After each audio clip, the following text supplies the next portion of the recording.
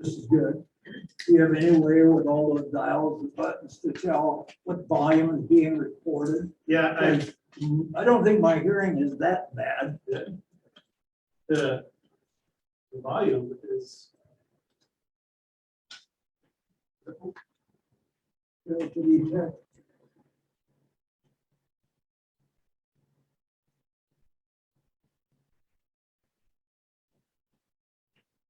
Hello? Hello?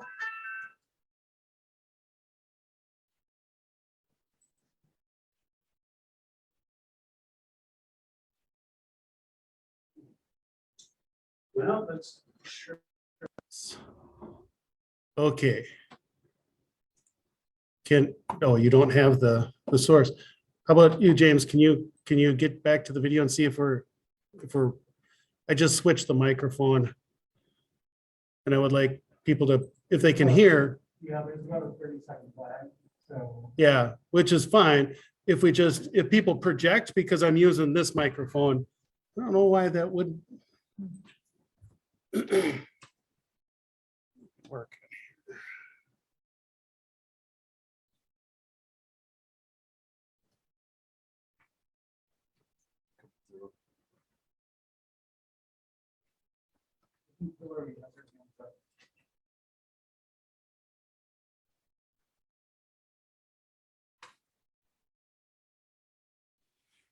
I actually do think that that's kind of what happened last time is we ended up using the microphone on this because we were getting some feedback or some echoing going on. So I don't think it works well together, the newest technology and then this.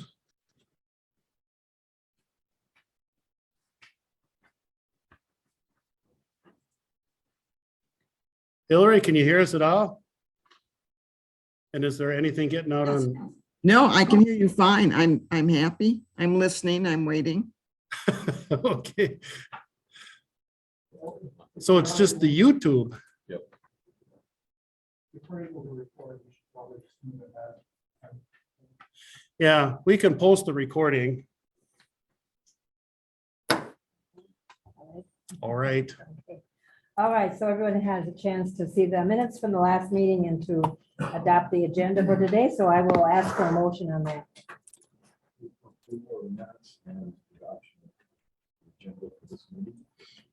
For a second? Thank you. Okay, at this time, we're going to take some public comments, and that would be from the folks on the side here.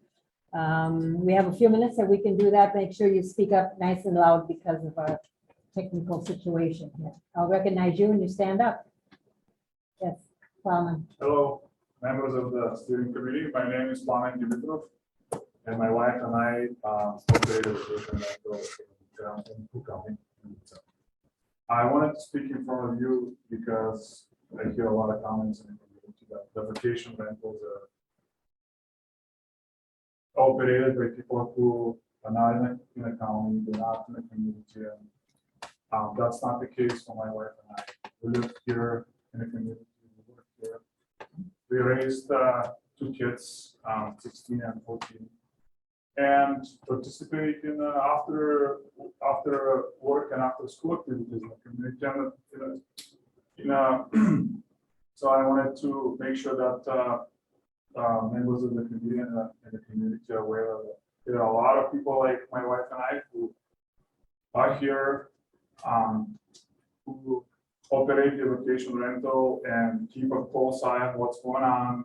And also wanted to say a little bit about how the vacation rental has affected our lives. For many years, my wife and I worked hard, but we always were paycheck to paycheck, and it was very hard to have some financial cushion and to feel comfortable with if something unexpected happened to us. You know, we have kids and medical bills. If something happened, it was always like, oh, where is the money going to come from? And the vacation rental, although it hasn't been a tremendous source of income, and if somebody's interested, I can provide financial statements so people can see how much we live. It has given us this financial independence and a little bit of a cushion that we know that if something happened today or tomorrow, we will make it, we will weather the storm and we will move forward. And we finally have achieved that a little bit of a financial independence that wasn't possible before, even though we both get jobs and still have full-time jobs and work full-time. And also, this will be my last comment. I don't want to take too much of the time, but I hear a lot about the fact that the vacation rentals are taken from the housing inventory, and yeah, to some extent that may be true, but I gotta tell you that when I looked for a house about 15 years ago now, vacation rentals weren't a thing at the time, and there were hardly any homes on the market to rent or to buy. And the ones that there were way out of reach for people that are working in the community and get a wage that's comparable for this part of the state. Yes, there were a lot of $400,000 and $500,000 homes, but we didn't make that kind of money. We couldn't afford it. So luckily, the economic downturn, lucky for us, the economic downturn during the President Obama happened. Housing values plummeted, and we were able to purchase that home in Woodson. We lived there for about 10 years and then we moved on to our new home now. So when you make decisions and help the commissioners make decisions on the vacation rentals, I urge you to take into consideration people like my wife and I. For us, it's made it possible to remain in the community and to raise our kids here. And it will be very hard for many families like mine to remain here if it wasn't for a supplemental income that we receive from these people. If somebody would like to contact me at any time, I'm available to discuss and provide my input, and I want to take the time and the opportunity to speak about it. Thank you. Anyone else? Okay, thank you. Can we ask the speaker a question? Can we ask questions of the? You could ask, yes, I'm we have, just curious, have you gone through the vacation rental licensing process?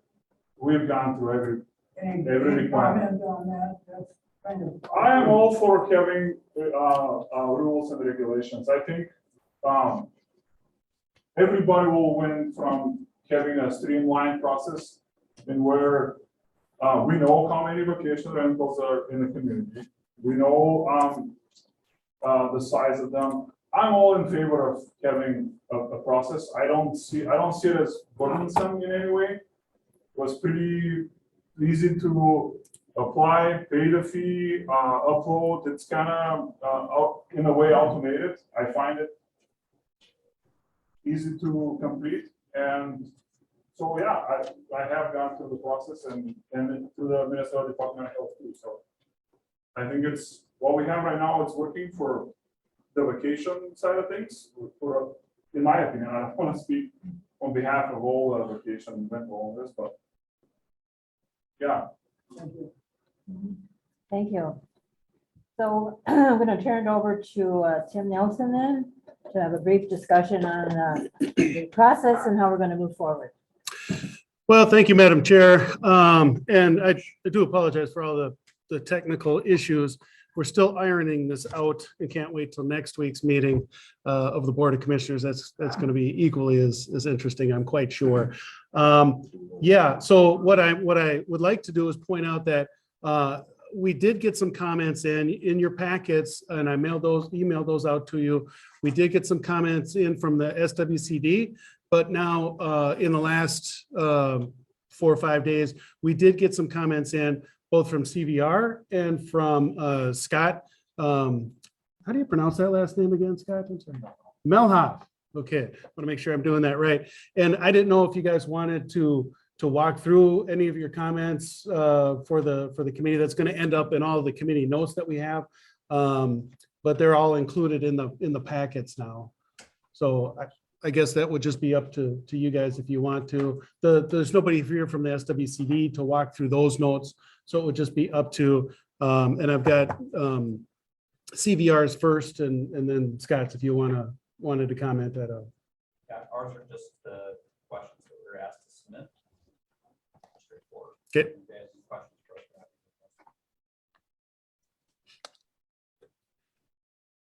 I guess what you put in here is pretty self-explanatory. Okay. Really. It's just the comment of whether purchasing of that information would be beneficial. Sure. Data, that's all. Okay, well, good. Then we'll move along. And in that packet, you'll see I did also include the survey that was done.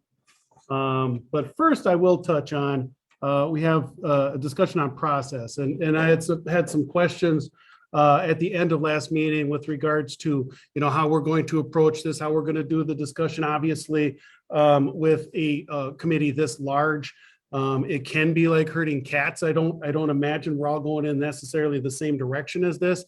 So we just can cover a few of the basic ground rules. When we set this up and looking at the quorum, the commissioners had set up for all of the members to be actual members, full voting members and such like that. So a quorum to be able to make a decision is the majority of the members. So if we're looking at doing with regards to, you look at that line on number 4 at the end, it says consensus levels. There are kind of visioning processes. I know there's ways to facilitate discussions that have consensus levels that aren't necessarily simple majority votes. And they like to describe it in terms of a simple majority vote can be kind of competing discussions and competing ideas, whereas having a consensus of majority -3 or majority -2, whatever you would want to set as a consensus level, is a more cooperative method in terms of obtaining a consensus on that, because you're trying to bridge the differences in achieving that level of consensus. I don't know with the number of the amount of time, limited time that we have, if we're able to actually go through some of those, kind of larger consensus building operations. I mean, the easiest and the quickest is to go through and do a simple majority vote on each of those things. Sometimes you win, sometimes you lose, but I kind of wanted to throw it out there with regards to the committee in terms of how you felt that would go. Because if we do simple majority, we would get through the voting much quicker, but with the consensus building, then you can come out with, a more cooperative end result, but it's going to take longer to do that, understanding the few meetings that we have available within our timeline. So I just want to throw it out there for any comments or questions.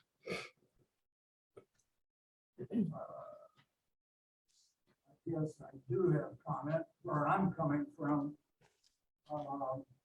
If you're thinking of, and what you decide the process should be, is probably not for me to say, but I feel like I should relate my experience with voting is you have winners and losers. You can have a very close vote and a lot of unhappy losers, people in the minority.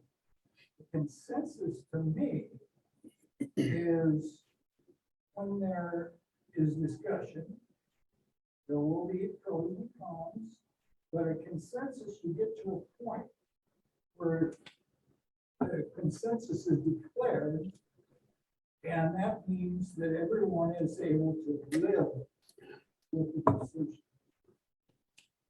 That you will support the decision, even though you may not like all aspects, and you will not sabotage the decision. So that's my feeling. The consensus is different than voting. Consensus is, we generally agree. We don't like everything. It's not perfect, but I can live it. That's kind of my thought. Does that make sense to other people, or am I in the minority? I'd like to hear other people, because one important thing is that people are able to express their views in a low-risk environment. And if we're discussing either in small groups or the total group, I think it's really important. Everybody has a perspective, and they have an opportunity to express that, discuss it, or pass. Sure, Jason?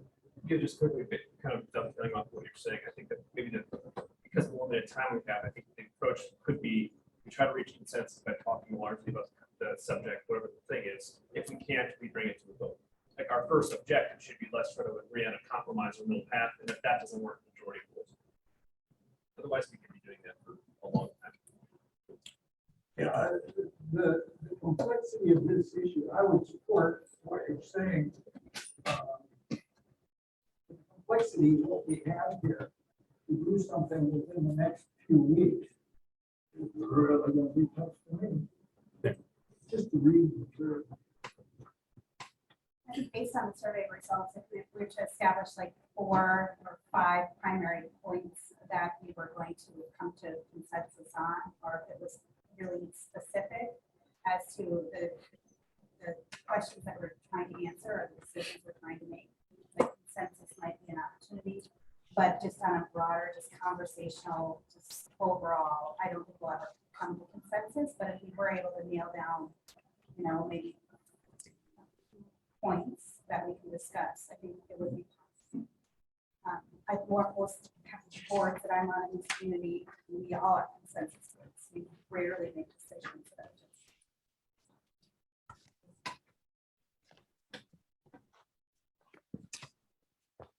Yeah, no, it's coming from the the avenue that we come from. We don't see a lot of boards that it's easily to reach consensus. I mean, we especially in our county, there's a lot of independent thought. There's a lot of ideas being expressed, and a lot of boards are out there are individuals that.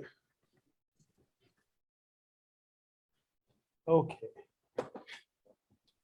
That. My goodness. Yeah. Can you see anything, Hillary?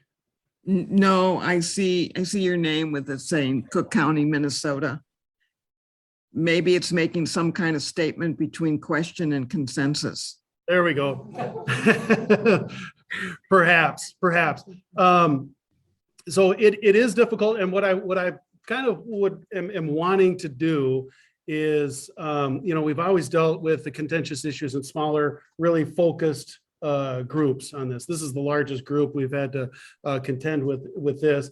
Outside of when I first got here, there was an initiative to update the entire zoning ordinance in one fell swoop.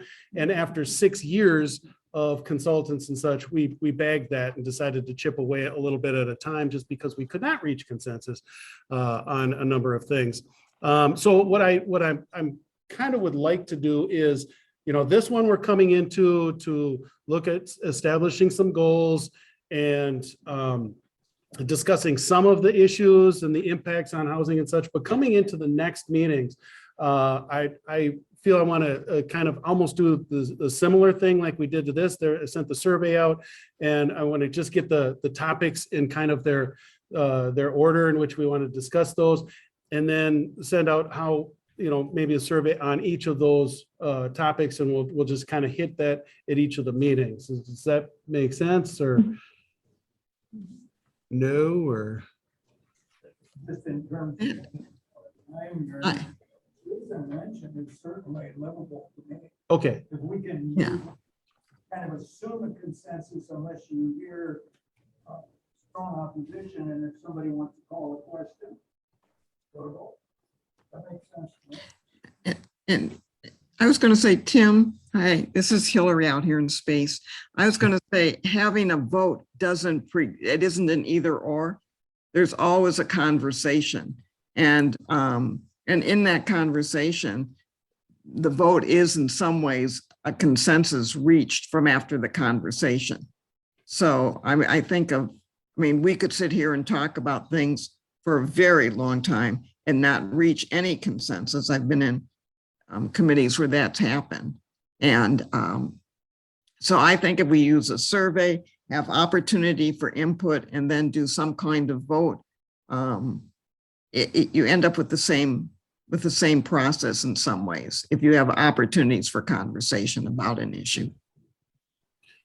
Sure, and just one last comment on that one, then I would like to just kind of touch on the comment of a non-threat. Now, I would hope that whatever discussion pattern we take in here is just non-threatening to everybody. I mean, I think everybody, like, we're all independent minded, that anybody can put out what their concerns and thoughts are. And I think we can do so. And I think it's been illustrated over the course of the last meeting. We even had that interview where on WTIP where he said it was kind of boring. We all got along and we all just kind of sat and talked, and there wasn't a lot of contention going on. And I think that that's probably what's going to happen over the course of this. So, and the other comment I put on there is the length of discussions, and what I was intending to kind of hit on is per each item. There's a lot of times the commissioners always, Board of Commissioners always reserve the right to limit comment on any one thing for 3 to 5 minutes or whatever, depending on how much conversation goes on. So we want to make sure everybody does get the opportunity to be able to say what it is that they want to say without feeling some sort of time crunch. So far, we haven't had that issue. People have been able to express everything that they wanted to express, and we haven't had to limit any kind of timeframes. And I'm just kind of hoping that that'll be the case too. Some of the points will go fairly quickly, like, do we want to continue regulating them? That was kind of an easy call. So we'll get some of those, and we'll get a little bit more sticky ones. So then we'll just, unless anybody has any other questions or comments with regards to that line, we can get into the goals. And I kind of thought, Before we go past that, I was just gonna bring up the vote of a government or a county employee. There's certain things that I don't feel like I should be necessarily voting on, like if we're trying to put a restriction or something on a vacation rental. I'm more or less here to provide information and that aspect of it, where I think some of the other members' vote is more important. you know, that's a really good point. And I would say that with the committee established the way that it was, the commissioners kind of designated or appointed everybody as full membership. And I think everybody can take the opportunity to maybe abstain. If you're talking lodging taxes, or you're talking whatever, sure, pull back. But if it's something that doesn't impact you, I know Molly, the county attorney, would have kind of that same impact. But when we started these, and most of the committees we do, they're internal committees that we want people to come in and be able to voice them. So they've always started out as internal level governmental county government committees, with the input and the feedback and the assistance from the community. This just happens to be a larger one. If we were to pull all of the government, people out of this one, yeah, it would be, then 7 without. 7, which is a normal, a good normal sized committee. Well, it'd be 12 voting, 7 removed. Oh, okay.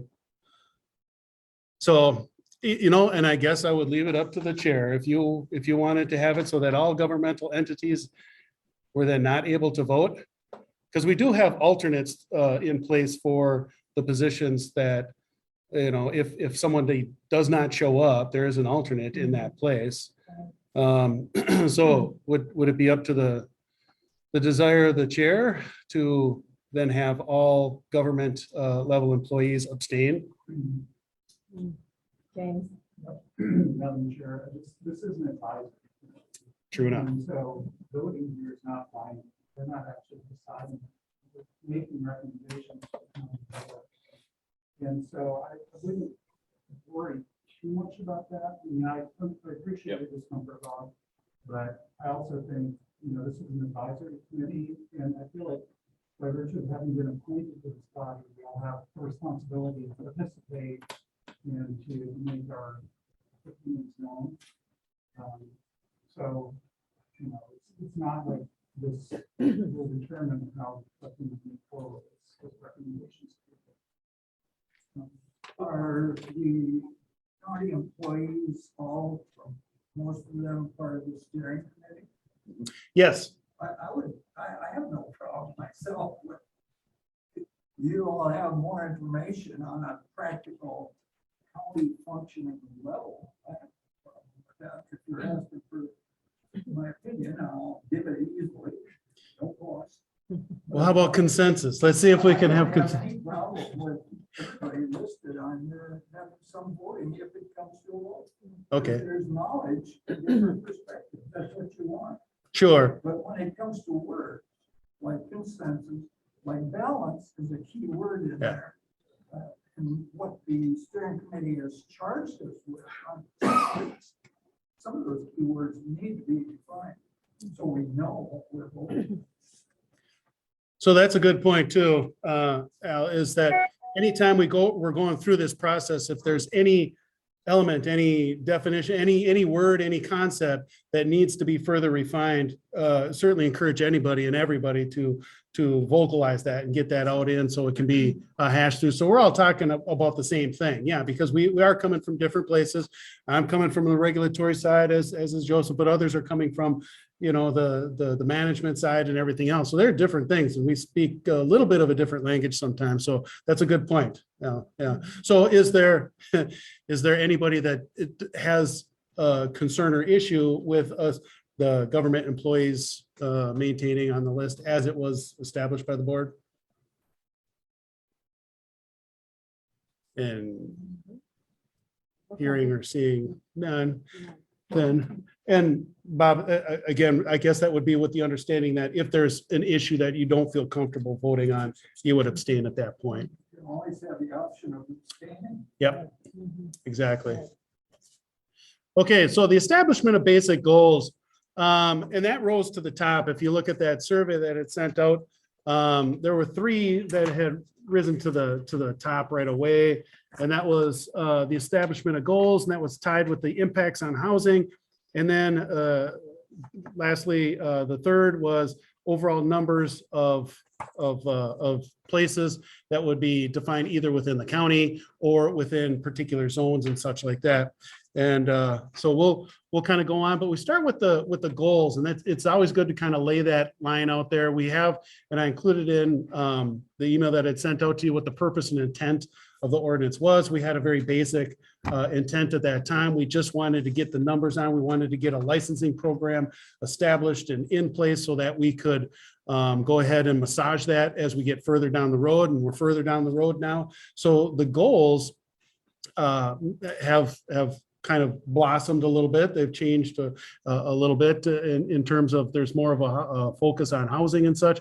So I want to do this in kind of like 2 parts. And I figured we could start by having overall goals for the ordinance, overall goals for the licensing program. What it is it that we want to accomplish as an overall goal? And then when we get to each of the subsections, like the environmental impacts with septic, well, water, all those things, then we can hit and discuss on particular goals for that category.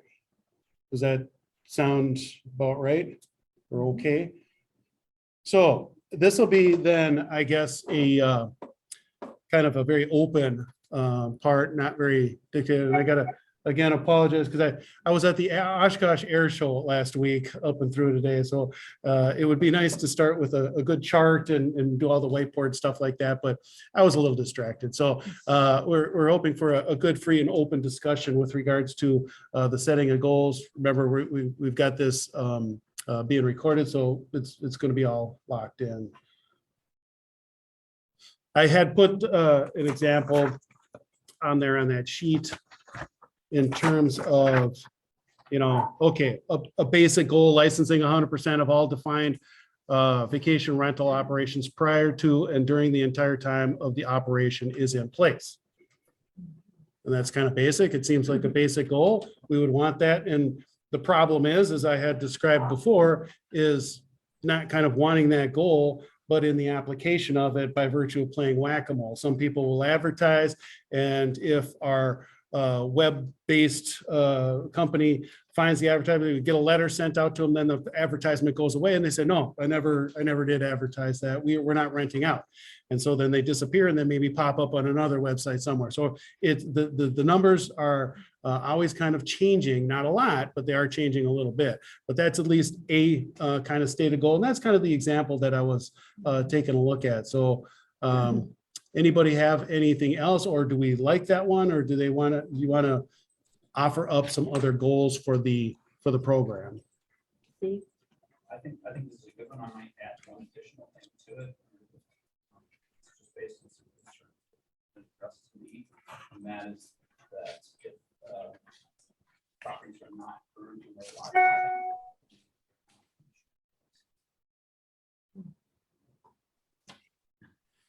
And that's one, I absolutely agree with that. And I think that would kind of come under that when we're talking about, I think we're going to have a more in-depth kind of a discussion on the lodging tax, tax classification and such like that.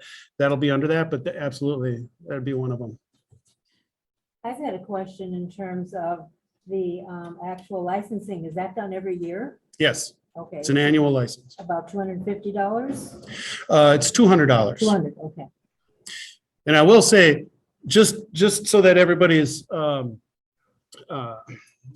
understands, we intentionally picked a licensing program over that. Some counties do it differently. Lake County does an interim use permit. Some do conditional use permits and such. And some counties work with the Minnesota Department of Health, and they have their whole food, beverage, and lodging program. So we chose the licensing program because of a few different reasons. And we did it intentionally. One, it is something that we can modify year to year. If somebody gets an interim use permit, then it's locked in. They got that use. An interim use has to be set for a certain period of time. It can be 1 year, 3 years. It can be the length of time that the person owns the property, but a drop dead date has to be established. In order for it to be renewed, it calls for a public hearing. So licenses don't call for a public hearing. You just meet the criteria and you get issued the license. If you do an interim or a conditional use permit, then public hearings would be required for every operation. And if you look at 260 plus operations, logistically, our planning commission, when we do about 24 in a year, is not set up to be able to handle that quantity. So that's intentionally why we wanted to do it more, so it gives us the flexibility to modify the requirements year after year. And we don't have to wait for any understanding that the interim use or other permits would stagger and such. John, and then you, Anton. I'm wondering, is the 250 or 200 a year, is that covering the cost, the county's costs for licensing, these licenses? It does in its current configuration. And one of the concerns about the current configuration is that of enforcement and keeping up with everything. If you saw in the very beginning, when I went through that elongated presentation of the program, I did the organizational chart for the department, and both enforcement and vacation rentals are one fragment of one position. And so it's not allotted enough time, I don't think, to be able to do all of the enforcement it needs to do. So in theory, yes, it pays for it, but it's not paying for enough to really throw everything at it. Yes. Yeah, not intentionally holding back, but not necessarily finding everything. It's pretty intensive going through the numbers that we get from host compliance, and we run them with Bob, and it's kind of a never-ending kind of mix of spreadsheets and such. And we sat down, Joseph, Bob, and I sat down last week and said, oh, well, here's some other operations that host compliance has, and did they feed them to us? And so it just takes that logistical time. So maybe a goal is to review the fees. The fees will be one of the issues, yes. Yeah, for sure. Yeah, and in fact, again, so we did the license because it's not very invasive, doesn't take a public hearing, it's logistically easy to manage. And we set the fee at $200 because we calculated out what it would take for the cost of the web-based service, along with the staff member, the portion of the staff member, and it covers it. It's the only program in the department that actually pays for itself, enforcement notwithstanding. So we set the permit level or the license fee at that level because it paid for itself in theory, and then also at a low level to encourage more people going ahead. $200 when you're renting out, over the course of a year is quite affordable. So we've been told by other counties and by the host compliance web-based service themselves that we're on a pretty low end in terms of our fee. So yes, that will be one of those issues coming up. Anton? I just wondered, does that license, does that cover like as a parcel ID, or is it attached, like if you have multiple rentals on a property, is each one then assess the? Yes, the latter. Each, we allow for residential parcels, we allow 2 operations per parcel. Each operation has to have its own license and pay its own license fee. I- Jason? I have a comment too. Okay, go ahead, Hillary, and then we're going to Jason.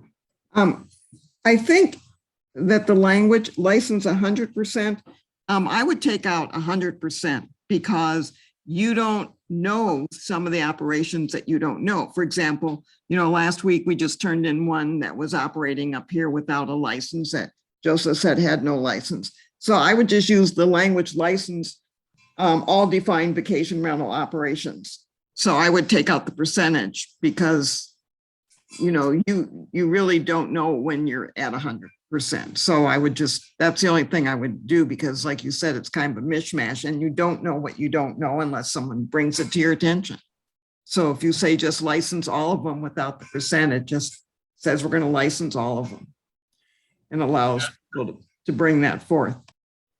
That is a good point, Hillary. And I wrote it pretty quick as an example, and I intended for the little phrase after that, all defined vacation rental operations to include the ones that we just know about. And it doesn't include the ones that we don't know about until we know about them. Then we want those licensed. So yeah, I understand exactly what you're saying 100%. And that's the thing about goals is that, you want to try to make them achievable. So. Yeah, I think if you just say license all defined vacation rental operations. And if you say define. I mean, that's really what you want to do is you want to ensure that those that are operating as a vacation rental are licensed. And then the other thing I could ask is that when other people speak, I can't hear them as well. So if you could just reframe the questions or the response, that would be really helpful. Thank you. Sure. Jason? Yeah, just a quick question about framing what we're trying to achieve in this section here. We're trying to look at goals, right? So we did the survey, we identified people's top concerns. Talking about goals of this committee that we're going to reach by the end of this period, or are we talking about specific targets for the regulation process?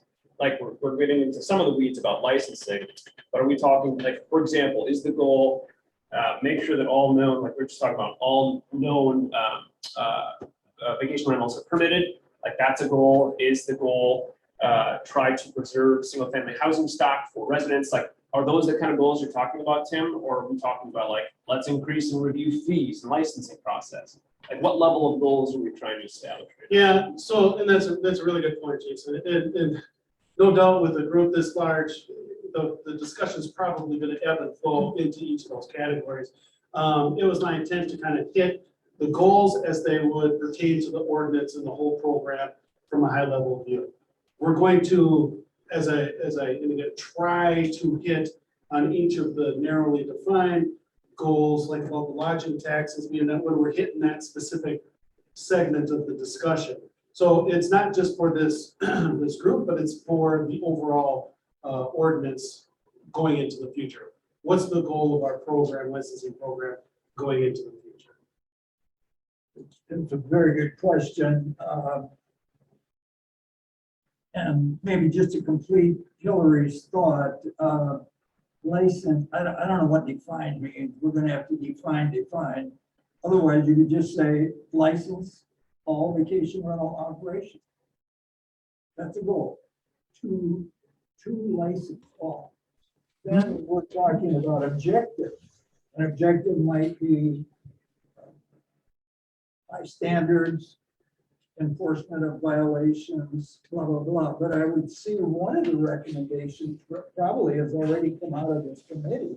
Wouldn't it be separate topic now to reauthorize ordinance 62 for another maybe 3 years, sunset it again in a similar way that it was originally? I don't know, but that's just an idea. We have to have the commissioners reauthorize that ordinance because it's sunset. Don't we? Yes, we do. That's one recommendation we would have to the steering committee to go back and have a commissioner do that. Otherwise, you're dead. But first it has to go to the planning commission. Well, Then, whatever so the we're county advisory, they're process is. advisory. We have 2 advisories going to the county commission. Right, and I will bring up,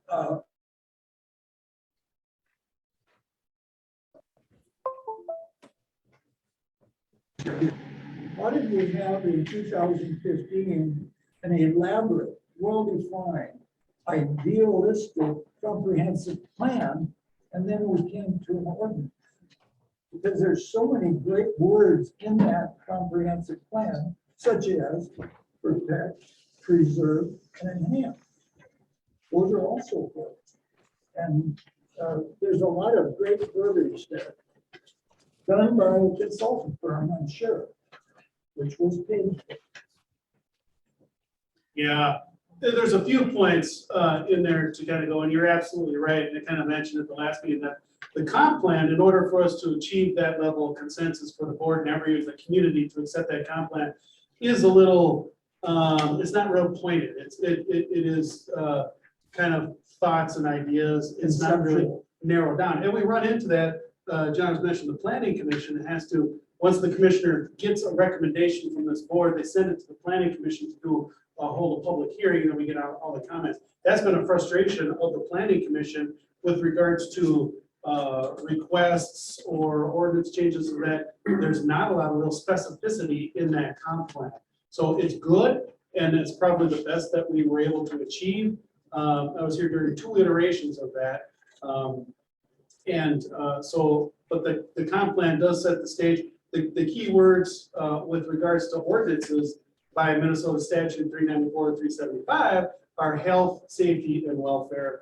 Those are the kind of big ones that any county needs for the establishment of. What is the connection with us and the planning commission then? I thought we were going back to make recommendations to commissioner.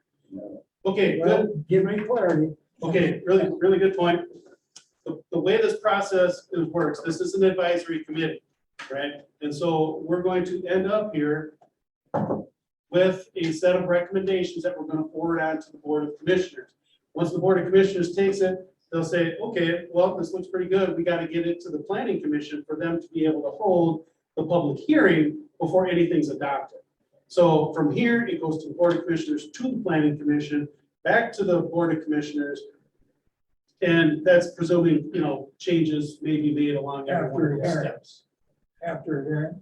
Well, the Board of Commissioners can make changes to it. Like I said, this is just an advisory committee. So once it goes to the Board of Commissioners, they can look at it and say, yeah, I pretty much like this. Obviously, there's more strength in accepting the recommendation of the committee because of the diversity of the committee and the opinions in here. But they have the ability to send whatever they would like to send to the Planning Commission for them to review again. And when it does go and reinstitutes the ordinance,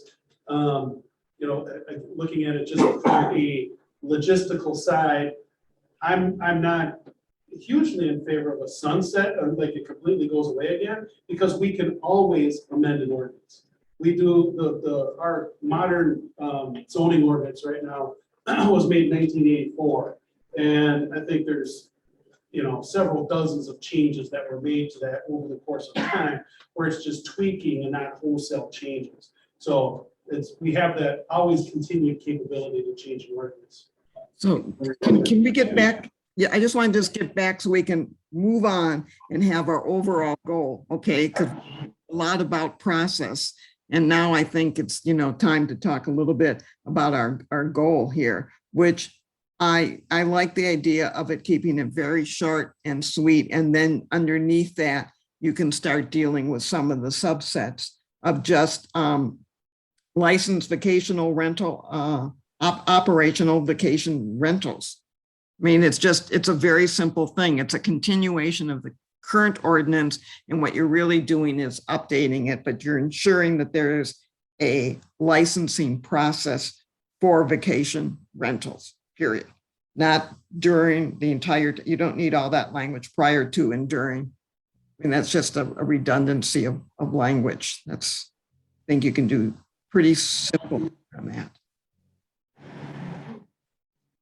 One more goal recommendation, Tim. Yes, sir. Just that we determine if a cap is necessary on number of permits, and if so, what that number is.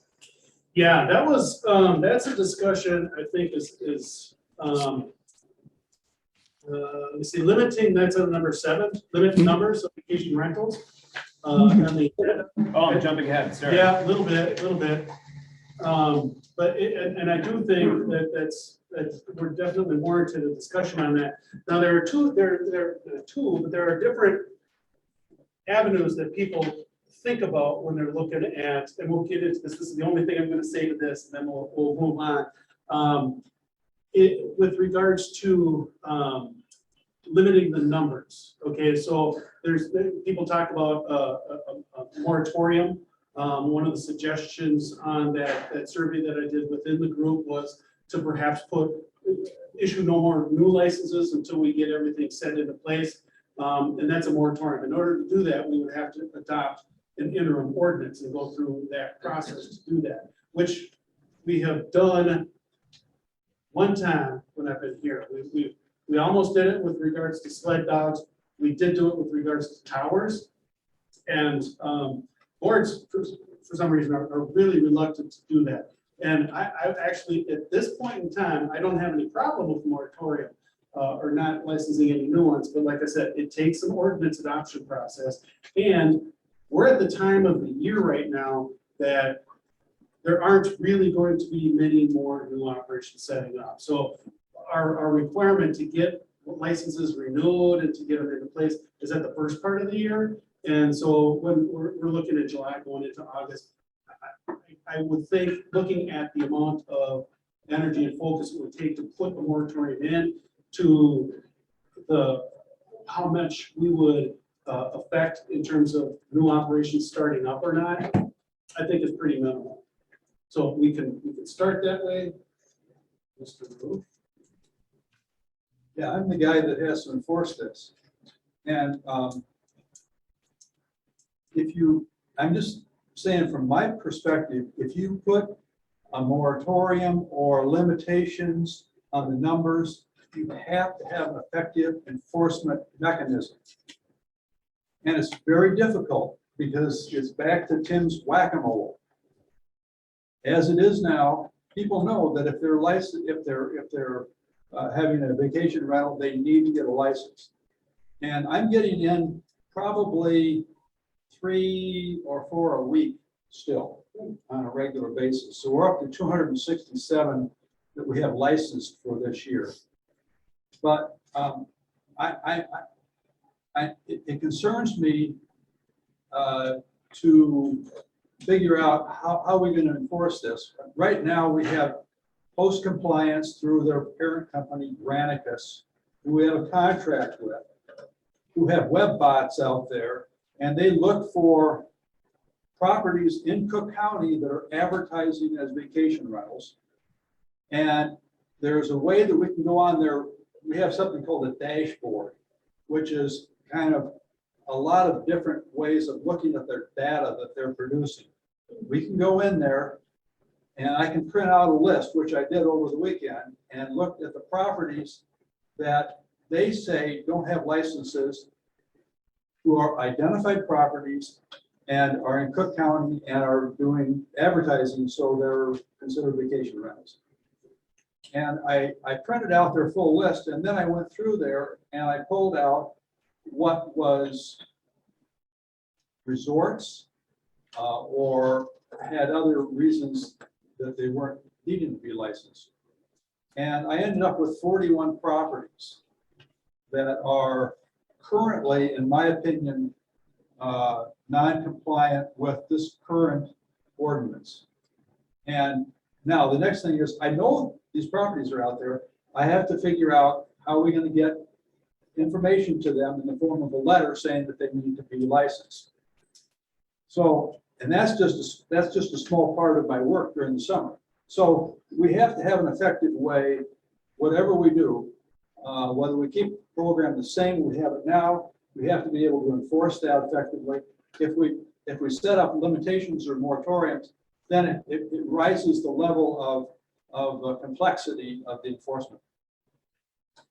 Sorry, Jessica, can I just clarify, the 3 or 4 that you're getting a week of those, are those majority new or are they renewing? their Those are new. license? Those are new, We're not getting any renewals in now. because they're all at the end of the year. Well, the renewal program is set up, it begins in December, like for next year, it's December 1st of this year to January 31st of next year. That's what we did last year, and we found out we were still not getting everything in, so we extended that for a 2-month period, and we ended up pretty much getting a good response.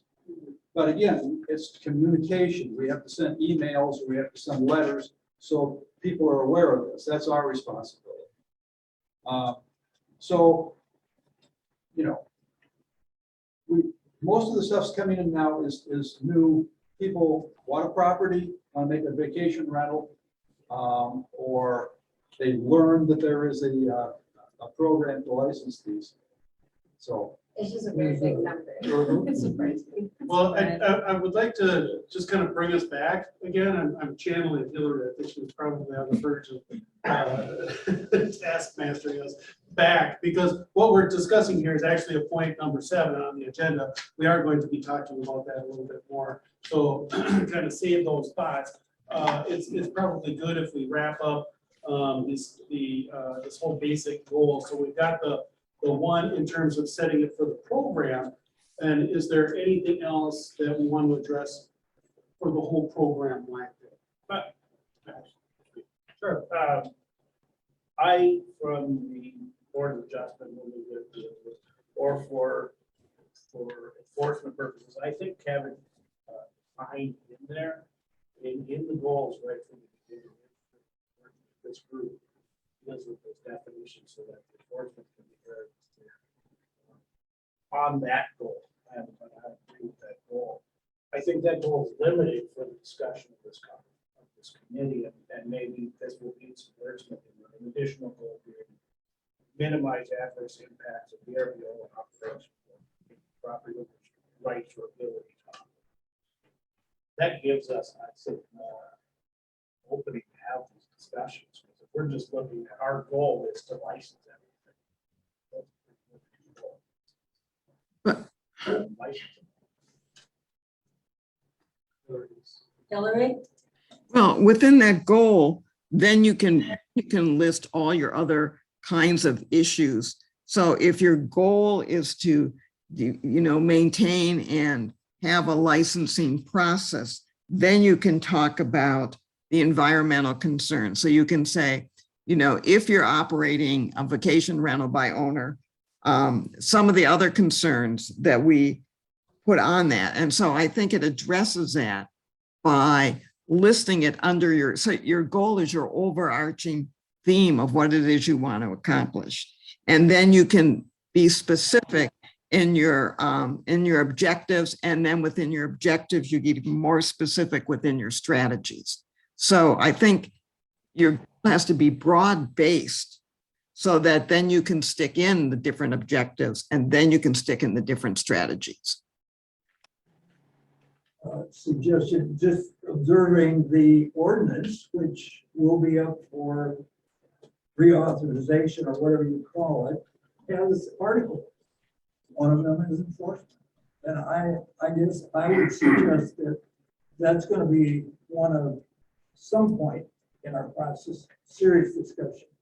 Because, Director of Land Services is the one that gets after the non-compliant. Now, of course, the far majority of people are going to be nice Americans following the rules. It's the ones that don't are going to cause the major problem. And I think we need to have recourses for that. And I didn't catch the whole gist of what that gentleman mentioned. But if we were to have some kind of a citizen's review, it might help enforcement. But again, we're getting to that other issue. The overarching goal is to license all vacation rental operations. I don't think we have any problem with that, do we? That sounds like a goal. Yeah, and this Now, is something under that, that is gonna be probably by the articles of the ordinance. Yeah. That we would recommend. Amendment.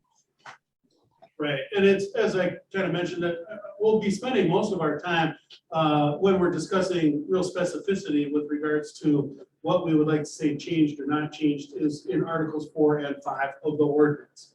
Enforcement definitely is one of those.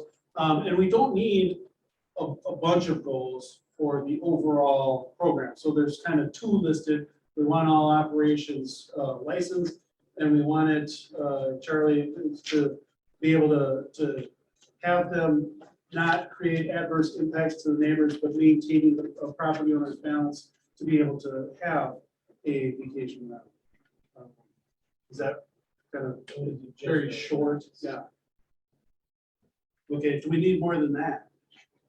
I would think that within the definitions or within the requirements of the vacation rental licensure, that it should be required just in the difficulty of tracking these and seeking these out, that the definition of the host name is as defined on the license matches what they advertise as the host, matches what they report on lodging tax.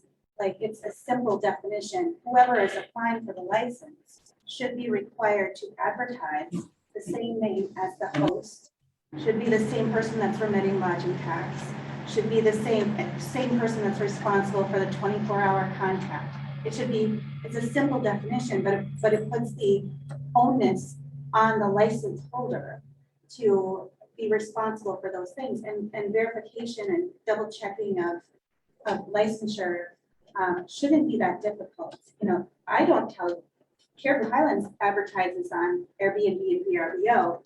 You have to be a super sleuth to delineate that it's Caribou Highlands advertising those units, not a property owner. It shouldn't be that way. We should say hosted by Caribou Highlands, hosted by, etc. I think that's a simple requirement that would cause a lot less sleuthing.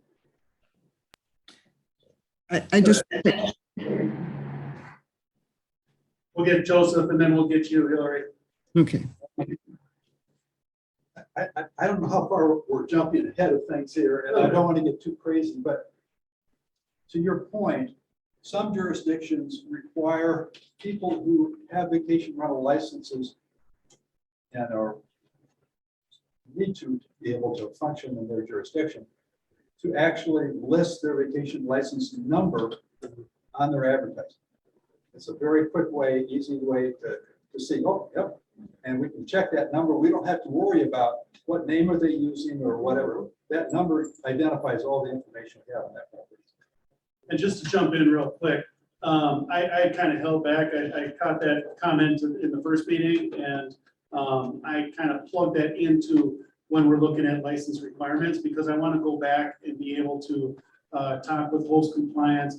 There's logistical issues with us and how they format their forms, how they format everything, that we try to all go in and try to modify things. And I just want to make sure that what we're doing, I have no problem in terms of what you're saying there, to be able to kind of logistically do that, make that happen, which is good timing, because at the same time that we're looking at this licensing program in its entirety, we're also looking at our agreement with host compliance, and that needs to be updated like by the end of October. So what we're looking at is affecting those things. It's as simple as just what the fields are and everything like that. So I think that's a good comment, and I think that, you know, we'll get there. I think we'll discuss that more and have more information from host compliance when we get to that, the license application requirements. That's all I'm saying. It's that we're moving in. Yeah. Okay, go ahead, Hillary. Well, all I'm saying is that we keep moving into specifics of enforcement when what we're trying to do is just get an agreement on a goal. And so I think if we get the goal, and then from there, I mean, I feel like kind of redundancy back here, but I keep feeling like we're moving off. How are we going to enforce this? What are we going to do? Blah, blah, blah. We have to agree for what is our goal, and then we can add the parts to it. So I'm a broken record out here in space. In common vernacular, you have goals, but objectives to meet the goals. Again, I suggest we go back to the articles, and some of them, we may want to suggest modification. Having to do a license fee, license requirements, whatever. You know, Yeah, she's got a good point. well, for sure. And that is, it's difficult, thank you, Hillary, because you kind of make me cognizant when I start hearing us kind of going down a hole, and that is one of my concerns about having such a large committee, is you have a tendency to go down the rabbit hole, so to speak. They're all really good points, but we should focus on those things where are in, those other ones will be on the agendas and such like that. Like you're saying, Al, with regards to the objectives and such, and looking in the ordinance ones, those will come up under the specific topical issues, like when we hit environment. So then we have goals and objectives and such like that for each one of those, like with the septic ones and such. So right now, I think we just hit on that, and we've got two that I've kind of heard gleaned out of this discussion at this point, Jason and then John. I just have one goal that maybe addresses a lot of, clearly these are all so closely connected that it's hard to divorce them from each other. Like the impacts on housing is also connected to caps, because if there's not an impact on housing, you don't need a cap, right? So it's really hard to separate them, but maybe one programmatic goal, if we're looking at the ordinance, we're looking at regulatory environment, is to say, we want to make sure that the program is self-sufficient or self-funding for whatever it needs. So instead of coming from it at like, well, we can't enforce it because we don't have the resources, we shouldn't address that yet. We should say like, what do we need to do, and then figure out what we need to do to back into that with resources. We could increase permitting fees, we could do a bunch of tools and mechanisms to fund what we need for enforcement, but the goal should be the program is self-funding enough to do everything it needs to do. This is what I believe also. There should be a self-funding of whatever the ordinance calls for. And I question whether it is now. Well, it is, but they're not able to do the full, like Joseph is saying, they can't do everything they would like to because of lack of resources. Well, that's just a question of, okay, we'll get to that line item and look at what the resources are, and we need to change the structure.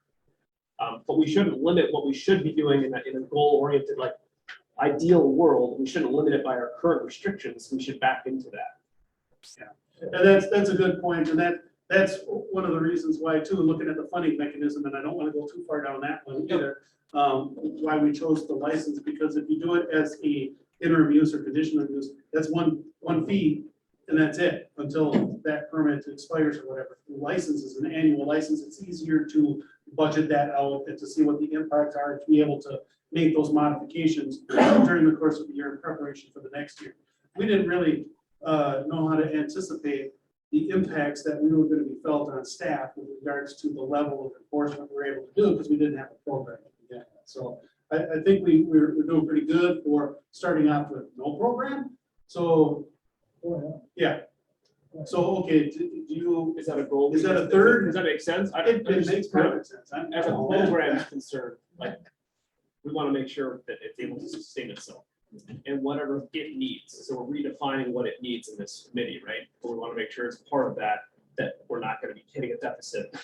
It's not my department, but I'm assuming you don't want to just, eat into your own budget. So adjust, like do whatever we need to make sure the program is actually checking all the boxes and funding itself.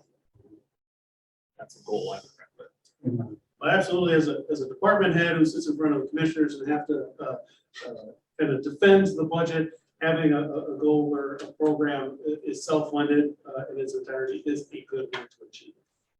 Fully behind that. I wouldn't excuse myself from a vote for that one. Okay, so there's three that I'm seeing right now. Does anybody want to throw anything else into the generalized hopper? John, did you? Yeah, I had just kind of a question maybe for Jenny is, what's the goal? What was the goal of the county commission is only created this committee, right? And what's the goal that the county commission is giving us? Is there a target there? And then additionally, we're looking at one of the goals as getting full compliance, which, correct me if I'm wrong, but wasn't that the original goal? And are we looking to add on to that goal or continue on just with with what had been originally created. I can let Jenny go ahead and respond to the commissioner one. The second one I can hit real quick is that, yeah, it's always the goal to enforce or have her. No, you better go ahead. I forgot what the second part was. You told me this would happen. The ordinance, when it first came out in 2017, 18, somewhere in there, was approved by the board at that time as our goal for having some type of guidelines for the RVOs. We had limited input because we really did not know the cost of it other than, hiring a company to take care of it. We just, we felt at that time that we had to have a beginning, and that was the beginning. And reviewing it, we felt was important to do, whether we did that, in increments of 3 years, and that's why we're here. To review it. And I would just dovetail in to say that that report that we presented at the last week, you guys have a copy of that from the steering committee, the recommendations to the board of commissioners, which the board of commissioners adopted when establishing this committee, did set forth what the objectives and the goals were for this particular committee. So we can go back and reference what those goals are. And it is basically, yeah, to just kind of go back, take that step back, get the high level view of the program, see if we're meeting our intended goals. Like I said, at that time, the main focus was more in terms of the adverse or potential adverse impacts on neighboring properties, and not as much with the impacts on housing. There was some of that, but more now, there seems to be a lot more discussion with the housing impacts or potential impacts on housing. And still, there's always still the concern about neighboring impacts, but it seems like that impacts on housing, at least in the discussion part about it, has risen to a higher level than that of the adverse impacts. So what are the three goals that you have jotted down other than the one? Because I have to admit, I was confused about how this was laid out, just as goal number one being the only goal listed, as we kind of were very focused on the language of that goal, Yeah. but not creating the list of other goals that were. So I wasn't keeping track of the other goals that we've established. Yeah, I know that's a good point. And that list of that you have there is just kind of an example. For example, let's talk about this as a goal. So I had heard about the licensing all, and I'm not jotting stuff down because I actually go back and re-watch the recording to take the minutes and do all the real specific stuff. As you can see, it's hard enough for me to make sure the volume's working and keep the meeting going. But so the one was getting the licensing, all the operations license. The second one was one Charlie had with regard to minimize the impacts again, but still having the balance for property owners to be able to exercise their ability to have a vacation rental. And then the third being self-funded operation or program. Just to, obviously they need to be wordsmithed and that would get to the committee we talk about it. And then for further lists, because like I said, we don't have to generate all of them right now. I had intended only for there to be a few. And then as we discuss each subsection, each other kind of identified concern or issue, we would then look at, like I had the example, the two goals for the environmental dealing with septic and well water protection, surface water protection. And then we would establish goals specific to that. So this one is just kind of that generalized portion where we're looking at setting goals for the overall program. And then the next thing, as we discuss each of the areas, we will look at setting more specific goals with specific objectives and strategies. Does that help? Yes, yeah. It really helps, but what we almost need is a visual, somebody that's skilled at writing out, because I'm losing track of it too. And we've got 3 goals on the table. It would be nice if we could see those. I do agree. And I know you've got too much to do there, but somebody that could just write it on newsprint or something would be very helpful. Well, a whiteboard. Most of the time where you're doing a strategy session or a goal setting session, you have somebody up there with the whiteboard jotting those things down, big sheets of paper and sticking them up. And so that's a point well taken. We'll see if we can wrangle someone for the next, I don't know. I don't even know if we have a whiteboard in here or any of that butcher paper. So I don't know that we're able to do that. I will, like I said, rewatch the meeting. So I will get all of these notes out to you in preparation going into the next one. Who is taking notes? Molly took them last time. She took her own. Those notes I did by rewatching the video. As we get to enforcement, I think Molly is going to be a key participant here. Absolutely. And I think a goal has to be to address some of the fire life safety, just safety goals and neighborly concerns as an overall goal. Community concerns. I mean, we're kind of breezing past this kind of overall goals, but this is what our community is saying, and we have to establish them. And maybe one of the goals could be referring back to the survey and trying to address as many of the community's concerns as possible. And that's pretty broad, but it gives us some options to try and make some progress with what the survey said. Yeah, and so the intent was to, like I said, get a few, but then look at that survey and look at what the community was saying and be able to hit all those topically instead of dancing all around. We're dancing all around in kind of a general mode. But if we can have real specific discussions on each topical area, like environmental and safety and the numbers and different things like that, we have one or two of them listed tonight. And then when we enter into that discussion, we get more goals kind of established. Like this isn't, we're not putting 3 in there and then closing the door, no more goals. It's we go on to deal with more specific or pointed goals specific to the areas that we're talking about. Does that make sense? Along with that, is it John? Along with that, a friendly amendment might be something in the way of community code relations or community information, whatever it's called.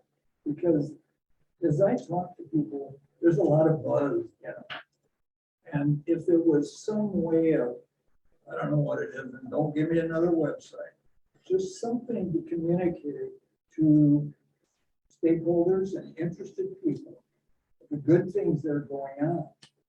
It's around. It's paying for administration. Or, geez, we've got a great poster child for vacation rental. They follow all the rules all the time. That kind of thing. I think that might be important at some level.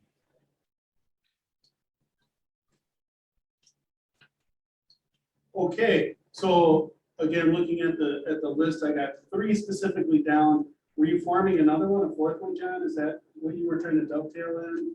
I mean, I'm just throwing it out there to see if that's the line that you're thinking. I mean, I think we do need to get moving on. I don't want to delay things, but Yeah, I do think we need to Sounds like keep. a lot of this is falling into minimizing like adverse impacts on neighboring property owners, which doesn't technically fall under the environmental. But the community overall. Yeah. I guess that was what I might have missed. What I thought I said was to neighboring communities, which also my thought was that is including that, not just the neighbor, but the community. So it would include the housing, it would include the, what are the impacts to the community? That gives us some options to go down on that. Yeah. So we can Go down that road as far as without saying the neighboring communities. Sure. So if we expand that into number 2, that kind of covers that. So were there any other ones that we want to throw out from a general perspective, understanding the fact that as we go on, we are going to be throwing more goals and such out as we get each time. Okay, and again, I'll get the notes out. I'll have this all covered going into the next meeting, and we'll certainly be able to have comment or the ability to comment or say, no, that's not what we're talking about. So the next thing is the impacts on housing. What are the impacts and how can we quantify them? And I was kind of hoping that obviously the 2 main folks in the committee that are able to speak to that is Jason with the HRA and then Bob So I know you had a presentation, but is that something that's in line with this right now, or is this? I have a presentation that I put together that I think will help shape some of, like, I get requests from people that want to know how many of the vacation rental owners are locals, how many of them have a local mailing address. Other questions about how many units are there, how, all the data is always going to be a little bit different. The assessor's office, we look at January 2nd of every year. I'm not scanning this thing every other week like we were back in 2018 before we had host compliance. So I'm looking at the numbers, and when I put together a spreadsheet, I'm giving a parcel count of parcels that have short-term rental classification.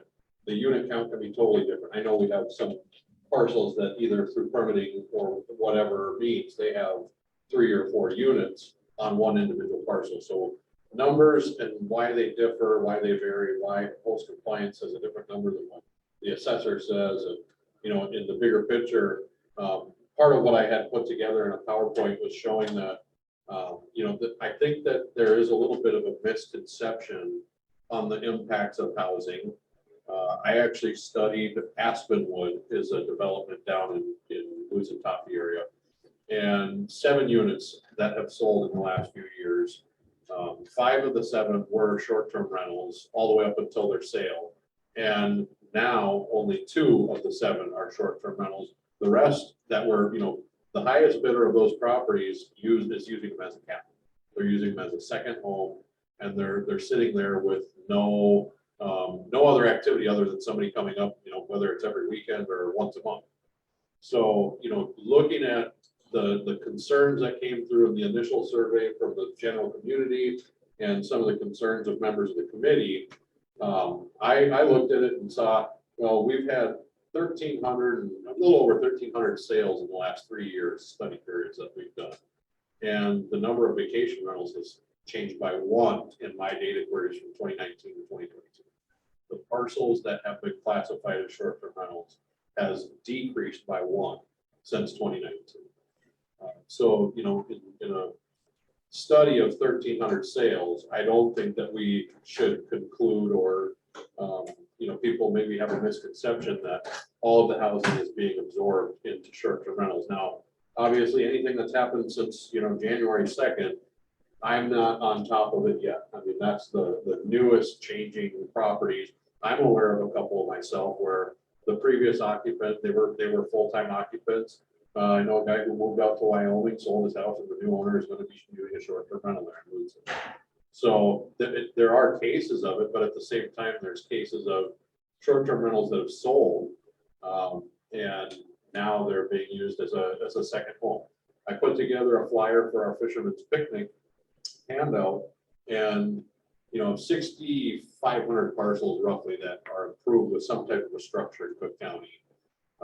About 20% of them are homestead. It's like 18 point some percent are homestead. That's 1,900 properties. Well, so the percentages of value. There's 1,900 properties that are homesteaded. That's about 18% of our taxable value. 38% roughly was for second homeowners, cabin owners.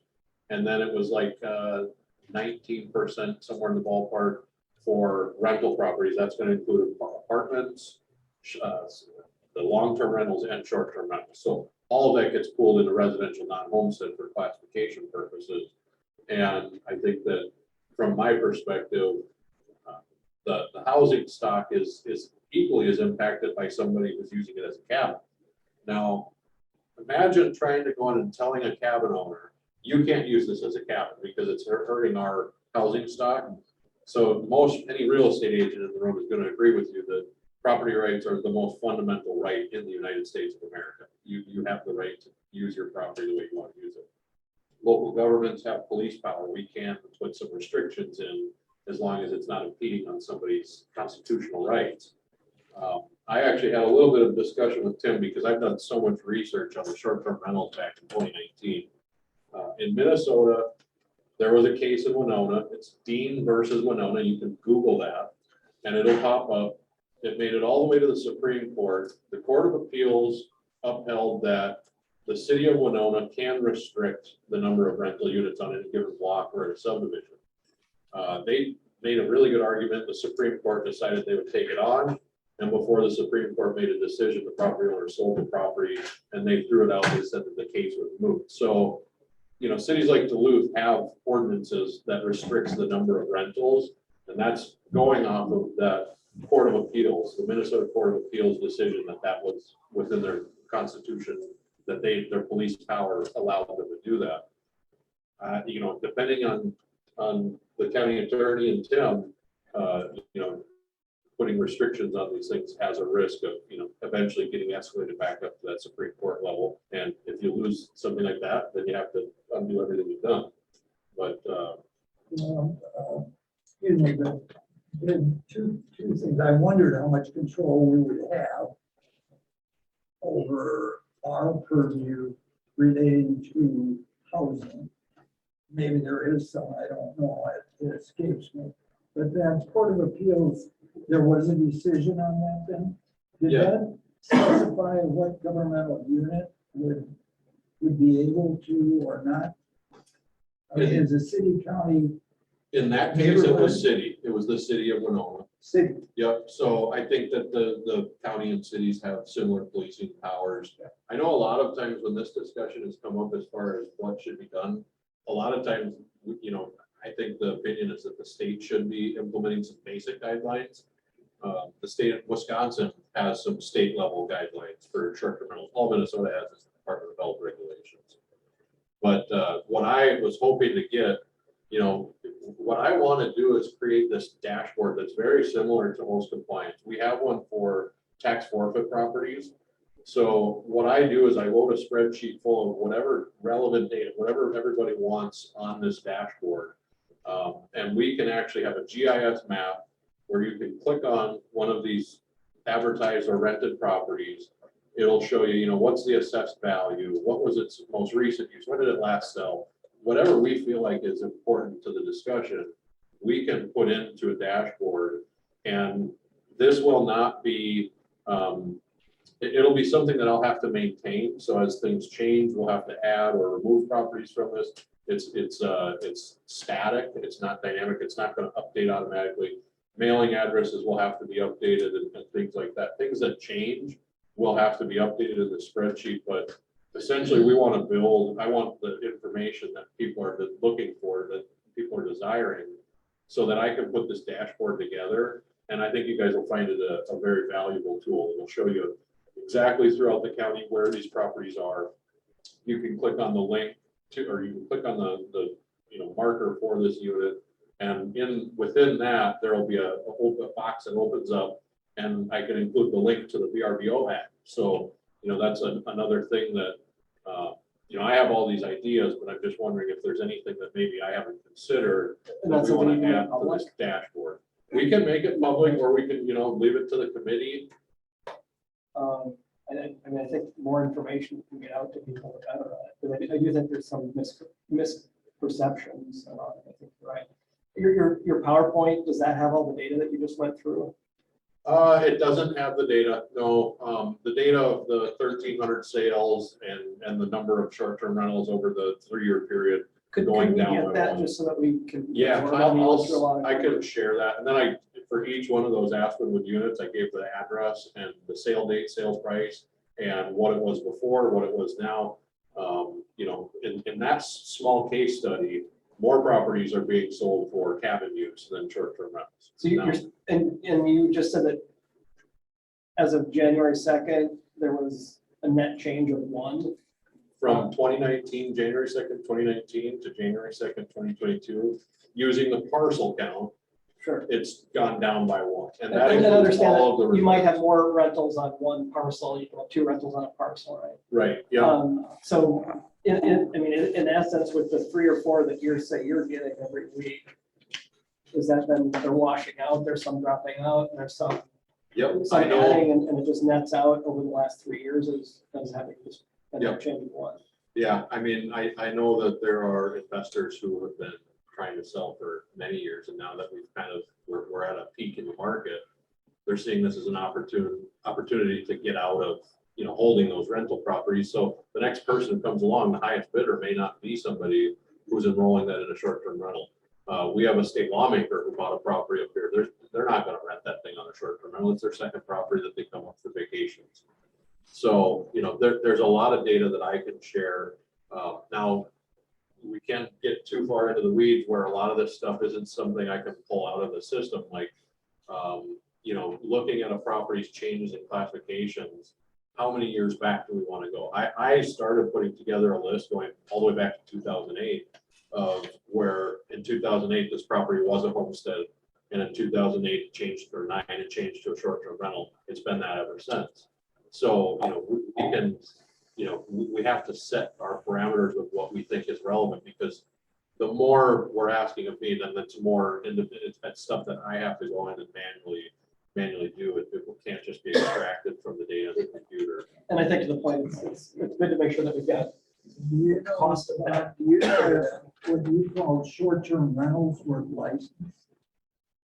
For a fact, if what you're calling short-term rentals in your system are licensed, because there may be both. So I know of operations that are not licensed and they are classified as short-term rentals. Yeah. So we've kind of done our own thing and used host compliance to ease some of the burden on classifying these. So with that, in fact, interestingly enough, there's a property that's not compliant with our ordinance. It does not have a license. And just on a whim, I sent a message to Airbnb and said, hey, there's an operation in our jurisdiction that's not compliant with our local ordinance. And they said that that's not compliant with Airbnb's rules, and that they were going to contact the host and let them know that they needed to become compliant if they wanted to continue to advertise. I don't know if VRBO or all the other HomeAway, there's a million different platforms. I don't know if they're all going to be as cooperative. But the problem with this nationwide is that Airbnb will never tell you where the rentals are. That's private, it's private data. They're not going to share that with you. But if you go to them and say, hey, we know of this one and it is not compliant with local ordinance, they will shut it down. Yeah. So there is a little bit of a hopeful. Just a comment on what you said in the last 10 minutes. You have data, that's fact. And it really, too much information can be confusing. But you know what we need to know. And some of the information you just reported, I think is very relevant to our knowledge base. Yeah. And then, so before we could probably almost close out this section, but so lastly, one of the concerns that I saw a number of times in the countywide survey of the 500, 600 people was the impact on affordable housing. So I don't know where you draw the line of what's affordable in this community. I have a previous loan officer that works in my office, and just using the median home value that we used for our compensation study was $295. We're probably at $350 now. The median home price of $295, if you had no other bills, you have to be making, $27 an hour to afford that property at maxing out your debt to income on just the home. You can't have any other debt, no credit cards, no car loans, anything. So, $27 an hour to afford the median. So let's just say that's considered affordable. I don't think most people in the county make $27 an hour. A lot of people don't. So if that's what you need, looking at all the properties I have classified as short-term rental under that median, I think there's less than 15 that were converted from residence to a short-term rental. A lot of these under 300,000 have been built. There's actually a whole bunch of them that are less than 300 square feet. They have no running water. They're literally just little bunk houses. Lonnie DePree built a number of them. They were vacant land before they ever became a short-term rental. And there's only very few houses that I would consider year-round with running water and all the utilities that a person would expect in their home. That converted from being a home to a short-term rental. Now, I have not done any research on this properties within the city of Grand Marais. We obviously don't have jurisdiction on it. So I've actually started putting together a spreadsheet. And I think I'm about 6 properties away from hitting 300,000, the median home price of Cook County. And there's really not a lot of them that were. Okay, Bob, so if you can get the information to Tim and then send it out. Yeah, and What if you think any, is important. to yeah, them. and if anybody has a specific data point that they want, you know, either shoot me an email or just let me know right now, and I'll try and add that into the dashboard. Good. This gentleman here had a question. Just a minute, Hillary. I have two questions for Jill. Do you know how many licenses there were at the end of last year compared to what there are now? You remember? I can tell you in just a second because I've got it right here. So in 2021, we had 238 properties licensed. In 2020, we had 203. So it went up by 36. And this year, we're up to 267. Now, does that mean that people were non-compliant and are now coming back into being compliant? Or does it mean there's actually new units? And at one point I want to make, and Bob probably realizes this, there are people that are constructing what we would call rustic cabins, specifically for the purpose of using them for vacation rentals. Steve, you might want to comment on that. I still gotta see your water system. But this is not, there are several people that I know of that are doing these and they're licensing them. But they're not, that's creating new housing specifically for a purpose of short-term rentals and not taking away housing from, you know, affordable housing as Bob would say. You have another question? Well, I just, you know, this data that I get every month from this Explore Minnesota, you could all probably get this data too. It keeps saying how every month, year over year, the number of listings is increasing. And you're saying it hasn't. And so I'm just curious how this company is getting that data and it doesn't jive at all with what you have. Listings is a very specific word. There may be a property that 2 years ago, they were only advertising on Airbnb and now they're seeing that HomeAway and VRBO.com are other options. In fact, our host compliance dashboard, I think it says there's like 600 listings and only 264 of them are actual independent units. Some properties are only advertised on one platform, some are on 3 or 4, and that might be shifting and changing throughout the months as people, in fact, there's a commercial right now that's for VRBO.com, and it says if you're advertising on Airbnb, you're missing a huge clientele. You'll see that commercial if you watch some of the home improvement channels. Hillary? Yeah, so the question I have, Bob, you asked the question about what data would be useful if you were developing.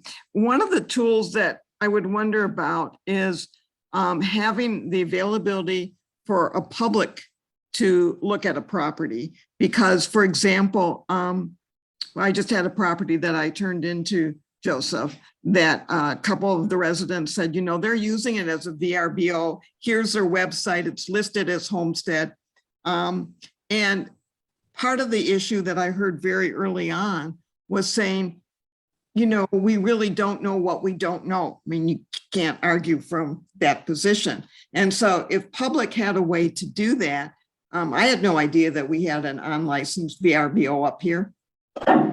But the residents did because of the noise that they were dealing with. And they actually sent me the website for the VRBO, and I was able to send it over to Joseph and he confirmed that. So if the public had access, they could be the eyes and the ears in the communities that the bots are missing. And I think that would be a really useful tool, given that we've talked about how is that we find these properties in addition to what's being already found, because there are things that do, you know, come through the cracks, and it just is. So if that data was public, then people could help and, you know, send an email to whomever and say, here's the website for this. It isn't listed on your whatever. Thank you, Hillary. Steve? Just commenting on the data from AirDNA, they're not a super accurate source. We get calls in our office on a regular basis where people are thinking about buying a property and they're using AirDNA as the source of the data and how they're thinking about running the numbers for buying the property. And we're able to track those numbers back to properties that we manage, and the ADR numbers that AirDNA AirDNA publishes for listings that we're extremely familiar with are not accurate and don't track to reality. So, you know, people are going to get themselves in trouble if they're believing their data and buying property. So I would just be very careful of that particular source. Are you familiar with STAR reports? I don't. So that's in the hotel business, which is very similar to what this report is. And it's pretty accurate information. So, you know. Does the STAR report on Cook County? I thought they ended up. It doesn't do a Cook County specifically, no. So their DNA is something totally different. We've done a lot of analysis of AirDNA too, and what it basically does is it takes the average advertised calculated rate. If any of those nights that it's blocked off, let's say an owner comes and uses their unit for a month, they're going to show it as occupied and calculate it at that average advertised ADR. So, I mean, I would even go on what Steve was saying and saying that it's inaccurate, it's grossly inaccurate. The STAR is actually just truly from the chains. It's the rate, so it really is what we charge. And that sort of thing, so. Cook County actually did have an AirDNA account for, I don't know, 6 to 8 months or something like that. We're kind of using it for preparing for some of the court cases when we classify the properties commercially, just to see how they're tracking. And I didn't really find that a useful tool. I do think it's kind of a gimmicky site that, you know, you can actually go in and punch in any one of your addresses. It's going to ask you your square footage and how many bedrooms you have. And then it's just going to spit out a number that, you know, is probably going to look real nice. It's going to make you think that you're going to make a ton of money on the VRBO. It doesn't, I don't think it counts for management expenses and things like that unexpected. One thing, this is changing subjects a little bit, but in conversation, somewhere I picked up vacation rentals, assuming they're licensed and short-term and all that, who don't meet a certain threshold, have different tax bases. Like, is it below 10 or 14 a year, 14 rentals a year? That I think is relevant, certainly relevant to revenue for the county. Yeah, so I'll let you know what I have listed for my dashboard, and also taking into consideration that idea for a public portal. So property location, how many parcels we have, how many units there are within those parcels, the estimated market value, the property tax classification current and history, a link to the advertisement, whether or not it's licensed with the county. So, you know, we can go in and anyone in this committee or the public at large can go in and see, is this property classified for tax purposes correctly? Is this property licensed with the county? And, you know, they can see what it's valued at, what it's assessed at. Owner mailing address is something that's public information on our GIS website. I figure I'd just include that. And then, you know, I was leaving it up to the committee to give me any additional ideas for this dashboard portal, which I think everyone will find really useful. Just a point of information on that subject, though, do you know, or could you approximate how many of our vacation rentals, short-term rentals are paying, let's see, how would it go? Are paying homestead versus non-homestead? And, you know, that ratio would be useful to know. Yep, so that will also be included, you know, whether or not they're renting just like a room or a basement or an entire Are house. these casual? There's not very many homesteaders that are renting out sections of their house, very few in Cook County. And in fact, I don't think, do they require a license if they're just renting a bedroom in a house? Well, then just to answer that, we get people that want to close off a basement or so, and we would determine that to be a unit. Problem being that if you convert a basement into a unit and close that off, it becomes a duplex, which is a conditional use permit in the residential zone district. So it becomes more complicated in that sense. And we are only about 5 minutes left in the meeting. I wanted to try to give Jason a chance to speak as well. We have 5 minutes, so quick. I think it's not playing the devil's advocate, because I hear, and I totally appreciate, actually agree, whatever that means, that the lion's share of the issue is, as far as the community's assumption about how many units are actually being used. I mean, how many livable affordable units are being used for vacation rentals is less than the perception.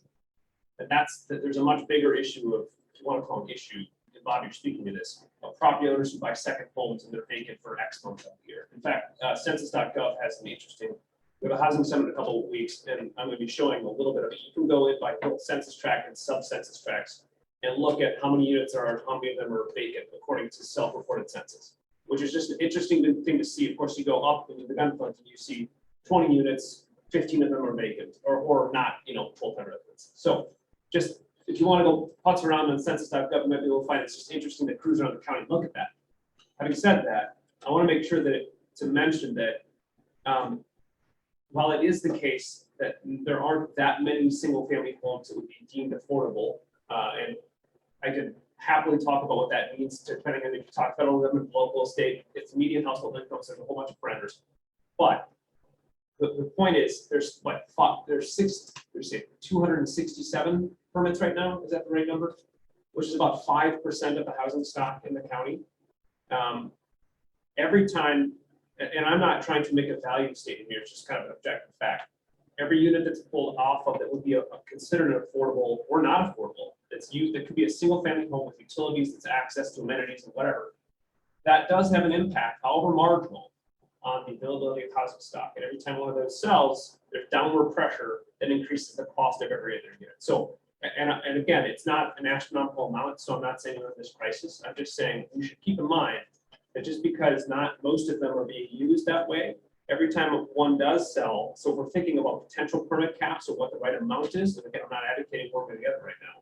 But we should keep in mind that every single housing unit does put pressure on the other available inventory, which drives prices up. I mean, the median house sale in Cook County in May was $420,000, which is like 200,000 higher than it was 3-4 years ago. And I'm just saying, every time one sells, it increases the pressure. So keep that in mind when we're talking about general impact on housing market.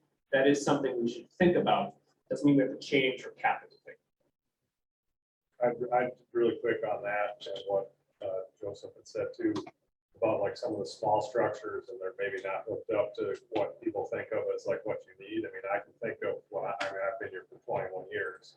I think I lived for the first 10 years hauling water until we had our first kid need water. We're like, okay, that's not that.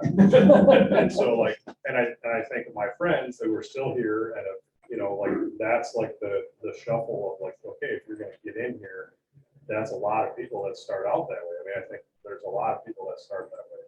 So if those little things are, again, it's cost of land, it's cost of that, but it's like, it's a way in. If those little shacks that we found and we're able to kind of weasel our way into are still like, that's more romanticized to be able to rent out for whatever it is, right there, that does have an impact.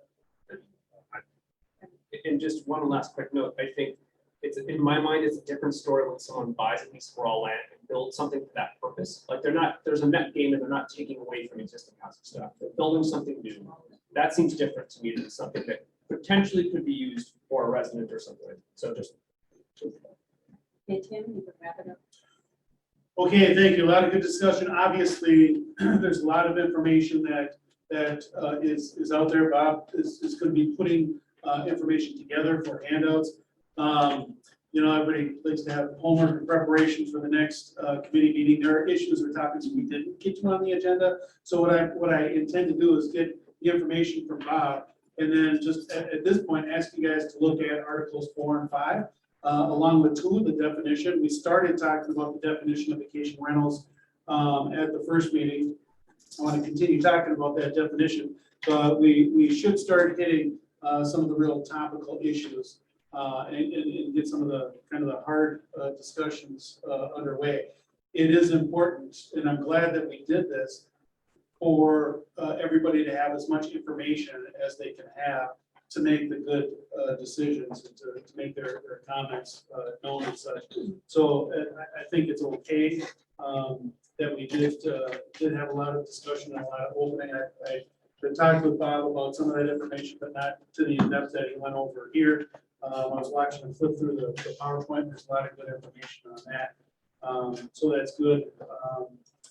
And I guess what we can do too is have, if there's any specific information, I know some people did that, but if there is any specific information that some people would like, get that to us, and then we can funnel that out either to Bob or Joseph or Jason or somebody, and make sure we get that out ahead of time. And so by midweek here, hope to have the notes done and the kind of agenda put together, tentative one for the next meeting. Now, I gotta say real quick, Madam Chair, if I can. It's the 15th. 15? It's the 15th, it's set for that. I've got an issue that came up on the 15th. So it would be difficult, so you could have Bob, Joseph. Can we do anything besides Mondays? And that was gonna be my question, just at least for this next one. Is it possible to do the 16th on that, still within that day? Or what else? Mondays are really difficult for me and Mike Roth. He hasn't been able to attend one of these meetings. I think it's really good. I mean, the amount of attendance that we have with the regular members, like darn near 100%.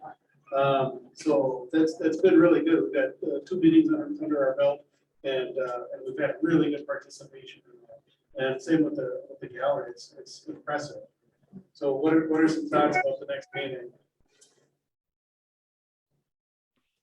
Anybody not How many available? meetings after that? Well, we had decided to kind of go every other week, and we had picked the Mondays at that point because that was working out for folks, for most of the folks. And then it worked for me as well. I think we got like a maximum of 4 after that. You're proposing start Tuesday, the 16th, is that what you're?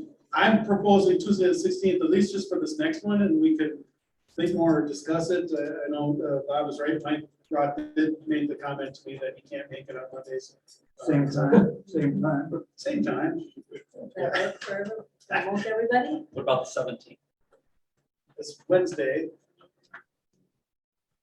That might be our planning commission board of adjustment. That's on the 10th. It is the 10th, so 17th would work. I've got some conflict. I don't know. Yeah, so this is what we ran into last time. So the HRA actually meets in this room on Wednesday, the 17th. Yeah, sorry. That's Where does that leave you? Well, I guess we can go for the 15th, and either I'm here or I'm not. Be nice to include the city when we could. There's no guarantee that will Do come. have that. They have Anton, yeah.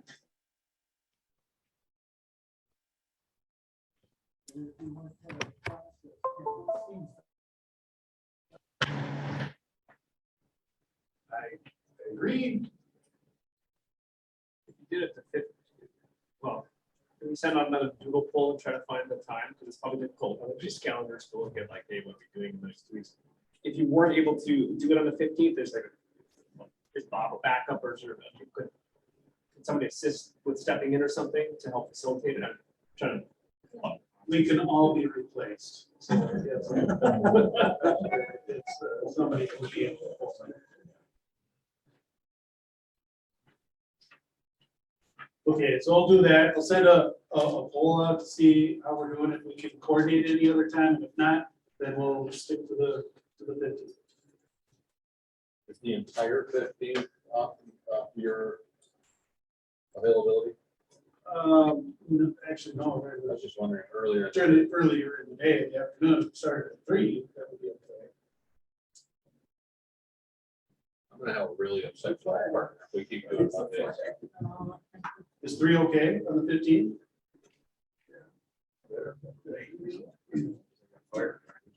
Okay, Okay. so it is said, so it shall be. 15th at 3. And we will have our audio visual completely going before that. I think I'll actually have that dashboard up and running too, so I think that's literally just as soon as I get a spreadsheet put together, I send it over to GIS. Well, I'll send you a cleaned up list. But with all my chicken scratchings and everything. So you have-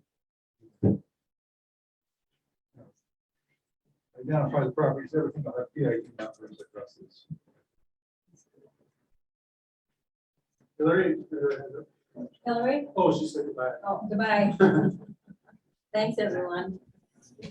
Hey, thank you.